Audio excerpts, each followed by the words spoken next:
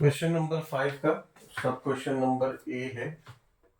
Question number 5 है explain the difference यानी difference between explain the difference in. उसका सब क्वेश्चन ए है मेटल्स एंड नॉन मेटल्स। ठीक है, इनमें डिफरेंस क्या है वो बताना है। Metals are good conductor of heat and electricity, non metals are bad conductor of, जबकि non metals are bad conductor of heat and electricity. यानी हीट ट्रांसफर नहीं हो सकता नॉन मेटल्स एलिमेंट्स में। ठीक है, जबकि मेटल्स में ऑब्वियसली हो सकता है। मेटल को अगर इलेक्ट्रिसिटी की केबल को आप टच करोगे तो ये वन एंड से दूसरे एंड तक इलेक्ट्रिसिटी पास हो गया। ऐसी हीट अगर एक एंड को गर्म करोगे तो दूसरे लास्ट एंड तक वो गर्म हो जाएगा, हीट हो जाएगा। तो non metals are bad conductor, वो सपोर्ट नहीं करते उसमें, ऐसा नहीं है। ठीक है, they are bad conductor. And metals have high melting and boiling point, यानी जल्दी मेल्ट नहीं होते, बहुत ज्यादा इसको हाई हाई बॉइलिंग करोगे तो इनका बहुत ज्यादा हीट होगा तब ये मेल्ट होगा और तब ये बॉइल होगा। ठीक है, तो boiling boiling point and melting point बहुत हाई है। नॉन मेटल्स का लो मेल्टिंग पॉइंट और बॉइलिंग पॉइंट है। ठीक है, जल्दी मेल्ट हो जाएगा, बॉइल हो जाएगा। मेटल्स का हाई डेंसिटी, यानी इनका डेंसिटी बहुत हाई है।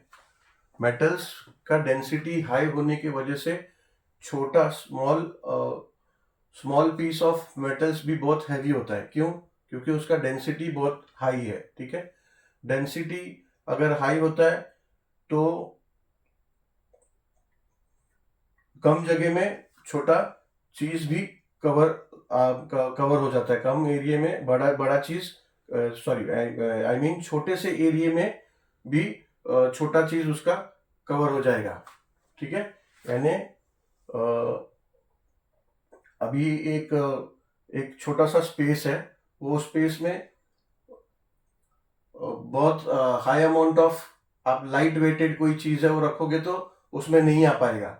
मगर छोटा पोर्शन है मेटल का, ठीक है, और उसका वेट ज्यादा हो जाता है, छोटा दिखता है मगर उसका वेट ज्यादा हो जाता है तो कम स्पेस में भी वो आ जाएगा। ठीक है, तो मेटल का डेंसिटी हाई होता है और नॉन मेटल का डेंसिटी बहुत लो होता है, जिसकी वजह से नॉन मेटल्स दिखने में बड़ा होगा बट वो लाइट वेट होगा, और मेटल जो है छोटा पीस होगा तो भी हाई हैवी वेट होगा। ठीक है, examples copper, silver, gold, iron etcetera. ठीक है, ये सब मेटल्स हैं।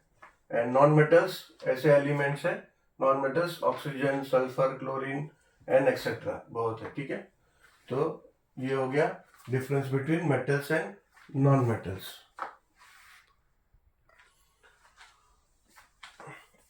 सेकेंड सब क्वेश्चन है बी बी बी है sub question B of question number 5, difference between mixtures and compounds. In a mixtures, one or more elements or compounds are simply mixed and not combined chemically. ठीक है, mixture में दो या दो से अधिक element जब मिक्स हो जाते हैं या फिर कंपाउंड मिक्स हो जाते हैं, बट वो मिक्स होके कोई नया कंपाउंड नहीं बनता। ठीक है, वो बस मिक्स हो गए बट कोई उसका नया चीज नहीं बना है। ठीक है, नया एलिमेंट नहीं बना है। ठीक है, तो इसलिए वो केमिकली मिक्स्ड नहीं है, केमिकली कंबाइंड नहीं है। ठीक है, कंपाउंड्स में इन कंपाउंड्स 2 और more elements are combined chemically. ठीक है, जब दो एलिमेंट्स कंबाइन होते हैं केमिकली कंपाउंड्स में और एक नया कंपाउंड फॉर्म होता है। ठीक है, second point, the constituents of mixtures do not lose their original identities. Constituents इसके लिए अभी यूज किया बिकॉज मिक्सचर में एलिमेंट भी दो मिक्स हो सकते हैं और दो अलग अलग कंपाउंड्स भी मिक्स हो सकते हैं, या फिर एलिमेंट और कंपाउंड भी मिक्स होते हैं। इसके लिए कॉमन वर्ड उसके लिए कॉन्स्टिट्यूएंट्स है। ठीक है, तो the constituents of mixtures do not lose their original identities. Obviously उसका ओरिजिनल आइडेंटिटीज लूज नहीं होगा क्योंकि वो तो केमिकली मिक्स हुआ ही नहीं, केमिकली वो कंबाइन हुआ ही नहीं है, वो कभी भी सेपरेट किया जा सकता है, ठीक है ना। मिक्सचर का हमने कितना सेपरेशन मेथड पढ़ा, सेपरेशन किया जा सकता है, जबकि कंपाउंड को सेपरेट करना आसान क्या, पॉसिबिलिटीज नहीं है, ठीक है ना। तो ऑब्वियसली इसलिए इसके कॉन्स्टिट्यूएंट्स का, जो मिक्सचर्स के कॉन्स्टिट्यूएंट्स का ओरिजिनल आइडेंटिटीज लूज नहीं होगा, उनकी आइडेंटिटीज मेंटेन होती है। बट कंपाउंड्स में द एलिमेंट्स, कंपाउंड में एलिमेंट्स यूज करेंगे, बिकॉज कंपाउंड क्या होता है, compound is a chemical combination of two और मोर एलिमेंट्स, ठीक है। तो the elements of compounds loses their original identities, यानी कंबाइन होने से पहले जो एलिमेंट थे, अब वो जब कंबाइन हो गए तो उनका ओरिजिनल प्रॉपर्टी लूज हो गया, जो प्रॉपर्टीज उनका पहले था वो अभी डिफर होगा, अभी सेम प्रॉपर्टीज नहीं होगा। अभी जो कंबाइन होके नया कंपाउंड फॉर्म हुआ तो नया आइडेंटिटीज उसका अब हमको दिखेगा। तो the elements of compounds loses their original identities and new identities are seen. In a mixture, the constituents are not present in fixed ratio. Mixture में कोई कंपाउंड्स का, अलग अलग कंपाउंड्स का या एलिमेंट्स का कोई प्रॉपर रेशियो नहीं है कि ये इतना वो इतना वो इतना, ऐसा नहीं है, कम ज़्यादा हो सकता है। बट कंपाउंड में the elements are present in fix ratio. अगर दो एलिमेंट से आपको कोई कंपाउंड बनाना है, देन एक फिक्स रेशियो होना चाहिए, ठीक है। जैसे फॉर एग्जांपल वाटर, उसमें दो अलग एलिमेंट है तो उसका फिक्स्ड रेशियो है 2 atom of hydrogen single atom of oxygen O का, ठीक है। ऐसे ही सॉल्ट जो है उसमें दोनों का सिंगल सिंगल सोडियम का और क्लोरीन का, ठीक है, ऐसा फिक्स्ड रेशियो है। Point number 4, examples of, for example fourth,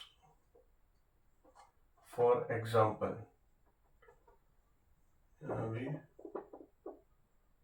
for example, ये फोर्थ पॉइंट है। तो फॉर एग्जाम्पल मिक्सचर्स क्या है, एयर है, air is also a mixture of certain different gases.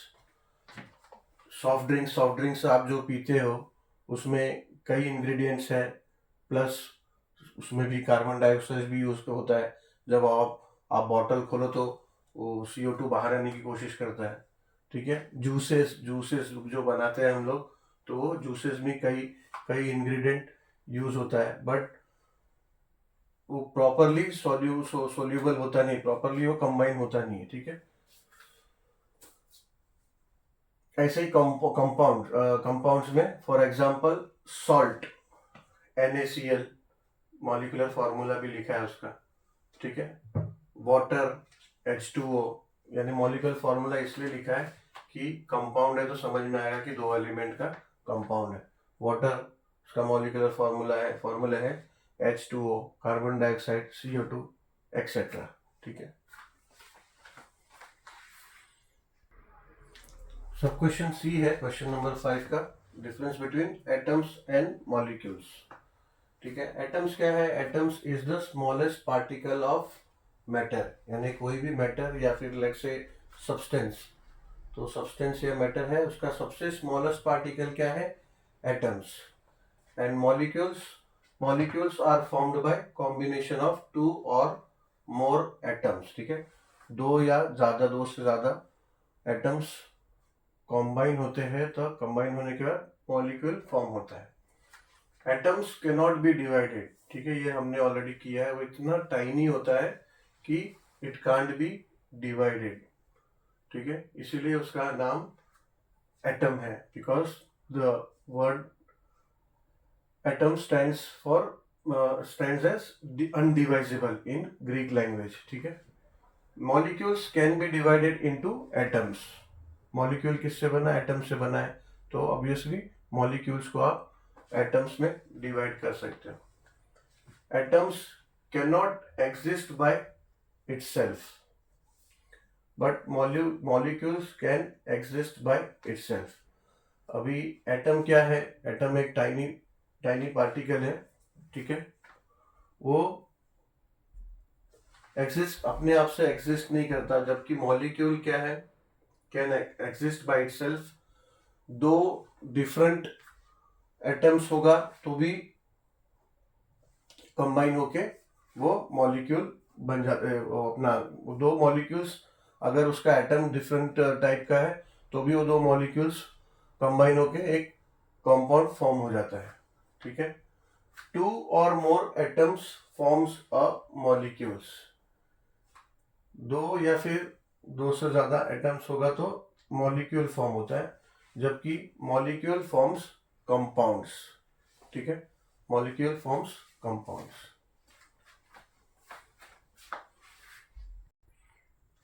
Question number 5 का लास्ट सब क्वेश्चन है, separation by distillation, difference between separation by distillation and separation by separating funnel, ठीक है।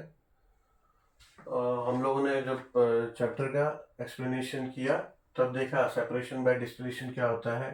डिस्टिलेशन एक round bottom flask होता है जिसको हीट अपन apply करते हैं।